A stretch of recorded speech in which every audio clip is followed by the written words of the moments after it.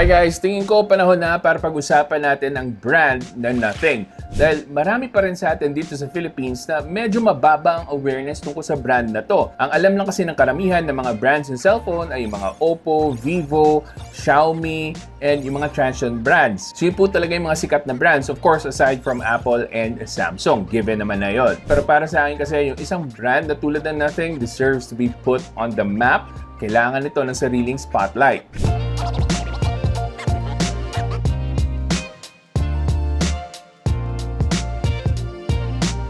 So para sa mga hindi pa kilala yung brand na to, Nothing is a brand established in the United Kingdom. Hindi po siya China brand, although yung CEO nila is a Chinese, si Carl Pei. And if you don't know who Carl Pei is, siya po yung CEO dati ng OnePlus. So he used to lead OnePlus, and para sa akin parang yun yung golden era ng OnePlus. Nung napakaganda pa ng software integration nila, napakaganda rin ng price to specs ratio nila. But of course, inevitable naman na tumaas talaga yung presyo ng mga products as time goes on, and we can expect the same thing happening to Nothing brand, but I'm getting ahead of myself. So, yun po ang background or short background para sa Nothing brand and who their leader is. And kung titingnan natin ang husto yung brand ng Nothing, nag-i-excel sila ng husto sa pagiging very minimalist, as in almost close to stock Android with a little bit of flavor ng pagiging industrial dahil dito nila in-introduce yung Glyph system. So yung Glyph system is the LED lights that they integrated into the back panel of their phones.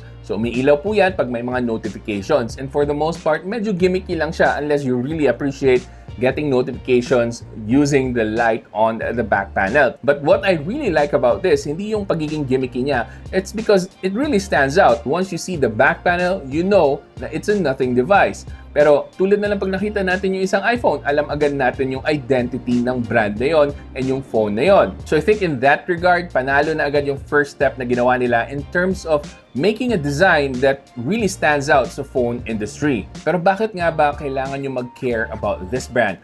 Well, I think the number one reason is that yung CEO nila really listens to the users. Yan po ang isa sa pinaka-importante pagdating sa isang phone brand na alam nila kung ano yung gusto natin. I know marami akong viewers na mahilig sa gaming and top-notch performance sa chipset pagdating sa presyo na ilalabas nila for a phone. So, price to performance kumbaga. Pero pagdating sa Nothing phones, inaamin ni Carl Pei mismo na hindi pa nila kayang makipagsabayan sa mga big brands in terms of the specs war. So, I see a lot of comments sa mga review ko ng Nothing devices na ay hindi maganda yung chipset, mahina yung chipset, but what you have to know guys, na yung mga chipset na napili nila so far based sa mga na-review ko na units are actually really good. They're very decent for the price that you're going to pay for them. Hindi man sila yung top of the line for that year, tulad na lang ng paggamit nila ng Nothing Phone 2 with the Snapdragon 8 Plus Gen 1, but you can rest assured na yung chipset na napili nila is really good. And when I say really good, I'm not saying na it's the best. I'm just saying it's really good in terms of optimization and fluidity and thermals as well ng produkto. Tulad na lang ng sinabi ko na Snapdragon 8 Plus Gen 1. That was one of the best chipsets pagdating sa thermals, pagdating sa performance nung hindi pa lumalabas yung next generation chipsets. Pero panigurado ang tanong nyo, bakit naman kami bibili ng mas lumang chipset kung meron ng Snapdragon 8 Gen 2, 8 Gen 3, 8 Elite versus sa Snapdragon 8 Plus Gen 1. And tama lang na itanong nyo yan kasi marami naman talagang Chinese brands na at the same price point na mas malakas yung chipset, and it's very enticing kasi price to performance ang habol natin mga Pinoy. But one thing that you're missing here pagdating sa Nothing phones, we all know hindi naman sila lumalaban pagdating sa specs to specs versus other brands. Pero isang importanteng bagay na naibibigay so far ng Nothing brand right now is yung magandang user experience with their software, with their continuous and consistent updates, and decent cameras for the price point. And they've come a long way, lalo na sa cameras. So, from the Nothing Phone 1, Nothing Phone 2, and now the 3A Pro, ang laki na po ng improvements nila. Wala na gaanong over-sharpening sa mga images nila, and meron na tayong telephoto lens para sa pro level na phone nila. And this is a really good thing for the phone industry para sa ating mga consumers. Bakit? Well, there is a chance na magising na sa wakas yung ibang brands.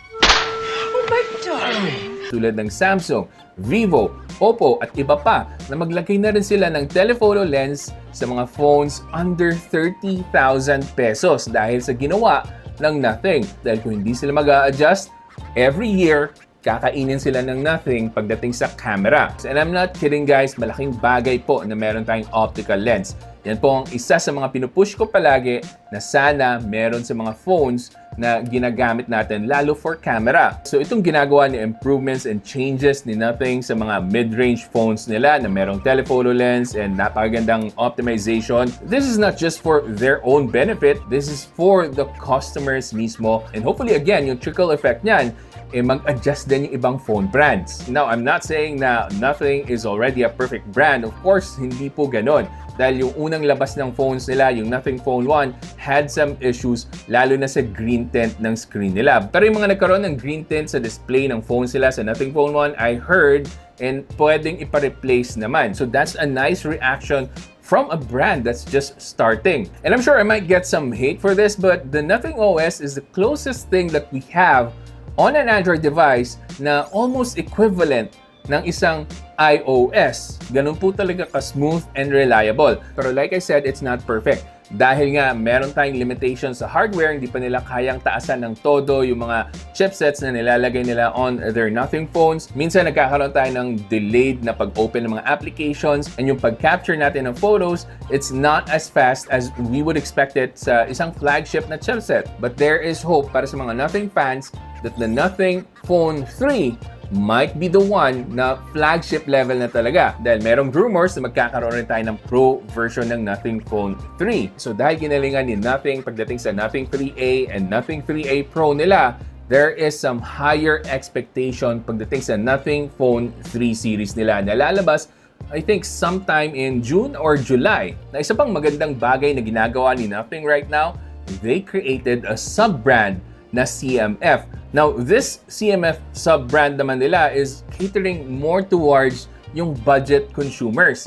So, nasa lower price range yung mga phones na to, pero huwag kayong magpapalin lang sa lower prices ng phones na to. They are still very high quality products considering na mas mababa yung presyo niya versus the regular Nothing brand phones. So, meron tayong CMF Phone 1 and now the CMF Phone 2 Pro, which I appreciate na nilagyan rin nila ng 2x telephoto lens. Again, trying to break the trend sa industry na hindi pwedeng mag-offer ng optical lens at that price range. Pero transient fans would know na nauna na si Tecno sa mga optical lenses na yan at a lower price range. If I remember correctly, yung Tecno Camon 18 Premier had a 5x optical lens pero hindi lang natuloy sa Tecno Camon 19 Premier. But anyway, going back sa CMF brand, isa pang bagay na nagustuhan ko dito, yung mga subtle customizations na pwede natin gawin. And although purely exterior lang yung customization na pwede natin magawa dahil sa mga attachments na pwedeng ikabit, that's still a nice change of pace from the mundane na offerings ng ibang brands at this price range. And additionally guys, hindi lang limited sa phones ang Nothing and CMF dahil meron na silang offerings from other gadgets and devices as well, like earphones and even smartwatches. And I heard na maglalabas rin ng over-ear headphones si Nothing that will supposedly go toe-to-toe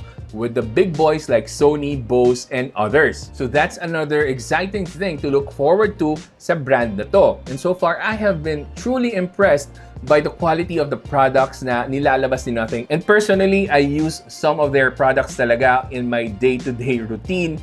Yung Nothing Ear A, Nothing Ear, and the Nothing 3A Pro. So hindi nyo ako pwedeng pagbintangan na tinest ko lang saglit and then hindi ko na ginamit. And finally, ang kagandahan talaga dito sa Nothing Phone brand is that official sila dito sa Philippines. They have an official distributor which is Digital Walker. So pwede nyo silang mabili sa physical stores or online sa Lazada or Shopee. So ibig sabihin lang po nun, pwede nyo ipa-warranty just in case masira, and pwede nyo ipa-replace kung sakaling pag-open nyo ng phone may damage na agad. So, kumpiyansa talaga tayo kasi meron silang official distributor dito sa Philippines. Pero kung meron man ako madalas na reklamo na nakukuha so far, lalo na sa mga phone reviews ko, out of stock daw yung mga phones na nire-review ko from Nothing. So, hopefully magkaroon ng mas maraming stocks yung Digital Walker para sa mga order ng Nothing phones. Kasi para sa akin, worth supporting talaga yung brand na to. and hopefully they grow as big as they can para tumapat sa mga bigger brands like Samsung, Apple, and Xiaomi, and kung ano pa mang brands out there ang meron, kasi competition is good for all of us. So hopefully may natutunan kayo at nakilala nyo sa wakas ang Nothing brand, hindi lang sa phones, pati na rin sa other gadgets nila. And kung gusto nyo bumili ng mga Nothing phones, ilalagay ko po yung links dyan sa description box, or you can check them out sa Digital Walker stores. So hanggang sa susunod, ako nga pala ulit si Janus ng Pinoy Tech Dad. Kita-kita ulit tayo